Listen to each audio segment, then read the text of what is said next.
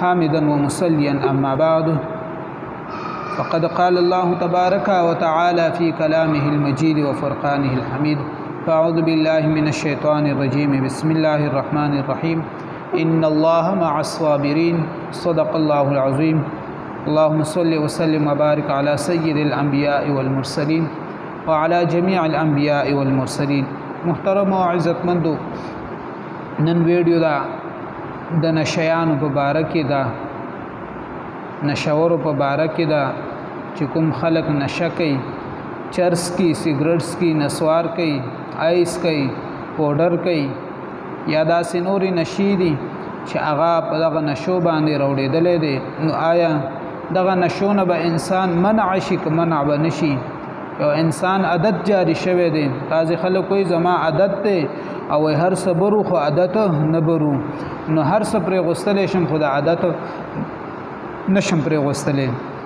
نو یاد ساتئ د دې دپاره هم یو وظیفه شته دی چې هغه ډېره مجربه وظیفه ده چې کله انسان دغه وظیفه وکړي، هغه کوم کس چې نشه کوي په خپله پکار دی چې هغه په توجه سره کینی او دس وکړي، پاک صفا کینی او د یو مونځ نه پس دا کینی او دغه وظیفه په سوچ او سمج سره وکړي.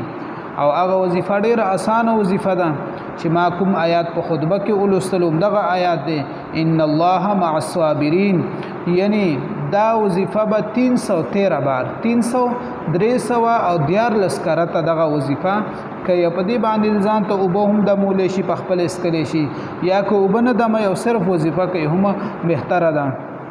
دا به 313 بار کوي. دغه کم کس چې نشه کوي دا به په خپله باندې دا وظیفه کوي.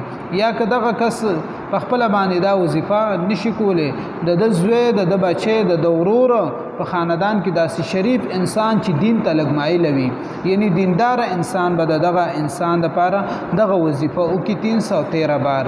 که بیا داسې و چې دینداره قسم د دوی په کورنۍ کې نو بیا به داسې وکړي چې کومې زنانه د دوی په کور کې دینداره وي، نو هغه زنانه به دوی دپاره دغه وظیفه وکړي. چې کله دغه وظیفه وکړي نو انشاءالله العزیز که د چرسو نشهی وي الله جل جلاله به د چرسو نه زړه تور کړي، که د شرابو نشهی وي الله جل جلاله به د شرابو نه زړه تور کړي، که د ایسو نشهی وي الله جل جلاله به د ایسو نه زړه تور کړي، که د پوډرو نشهی وي الله جل جلاله به د پوډرو نه زړه تور کړي، که د سیګریټو نشهی الله جل جلاله به د سیګریټو نه زړه تور کړي، که د نسوارو نشهی الله جل جلاله به د نسوارو نه زړه تور کړي. یا داسې نورې نشې په دې باندې حمل کا چې څومره نشې هم دي، نو د هغې دپاره دا یو مجربه وظیفه ده.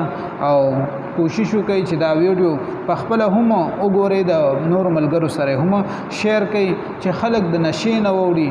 او ستاسو په برکت باندې که چا یو ظلم دا وظیفه وکړله او هغوی د نشې نه واوړېدل، بس تاسو دپاره دا د جنت لویه ذریعه ده.